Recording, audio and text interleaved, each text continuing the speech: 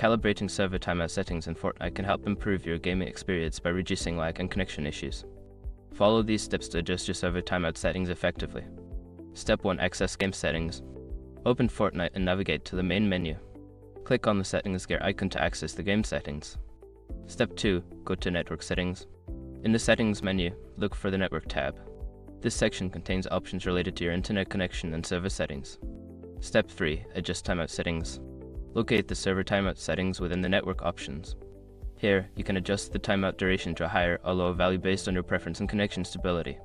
Step 4. Save changes. After adjusting the timeout settings, make sure to save your changes. Look for a save button or option within the settings menu to apply your new configuration. Step 5. Test your connection. Once you have saved your changes, return to the main menu and start again to test your connection. Monitor for any improvements in lag or disconnections during gameplay.